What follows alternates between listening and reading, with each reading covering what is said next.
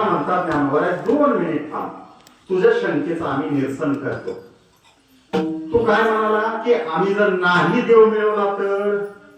मग ज्ञानोबा म्हणतात कल्पना कर, एक दृष्टांत सांगतो म्हणतात, कल्पना कर एका घराला आग लागली, त्या घरामध्ये एक मनुष्य आहे आणि बाहेरून त्या माणसाला पहा, जो मध्ये घरामध्ये जो मनुष्य आहे ना, ज्या घराला चहू करून आग लागलेली आहे आणि बाहेरून माणसं त्याला ओरडतात, अरे बाबा लवकर बाहेर निघ, काय कर लवकर बाहेर निघ, तुझ्या घराला आग लागली, तुझं घर काय झालंय पेटलंय, तू काय कर पटकन बाहेर ये, पटकन निघ.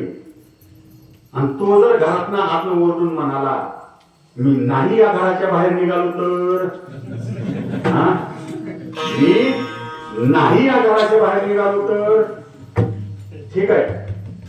दुसरा एक दृष्टांत देतात. पहिला दृष्टांत सांगितला ज्ञानोबारांनी पहा, दुसरा एक ज्ञानोबारांनी दृष्टांत सांगितला. पहिला दृष्टांताची ओवी सांगतो पहा.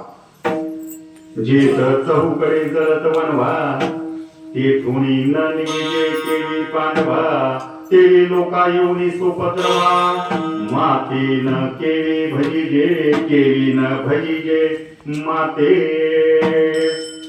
दुसरा दृष्टांत सांगतात ज्ञानोबा. असे 2 गट आहेत पहा, इकडे एक गट आहे आणि इकडे एक गट आहे. इकडला गट, इकडली काही माणसं इकडल्या माणसावर दगड टाकतायत आणि इकडली माणसं इकडल्या गटावर काय करतायत, दगड टाकतायत. दोघही एकमेकावर काय करतायत, दगड टाकतायत.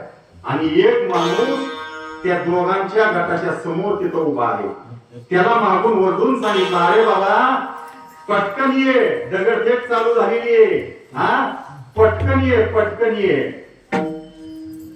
तो जर ओरडून म्हणाला मी येथून नाही निघालो तर काय होईल?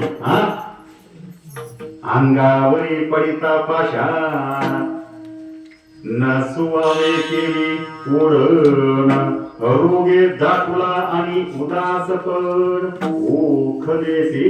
किंवा एखादा आजारी आहे आणि त्याला द्यायला आल्यानंतर आणि मनुष्य द्यायला आल्यानंतर आम्ही जर देव नाही मिळवला तर त्यांची जी गत होईल ती गत काय होईल, आमची होईल.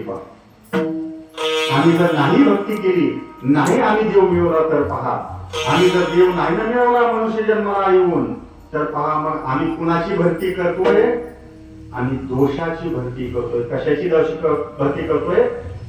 दोषाची, पापाची भक्ती करतोय आम्ही, पापाची भक्ती. नामासी विन्मुख तो नर पापिया, हरिवेण धावया न पवे कोणी.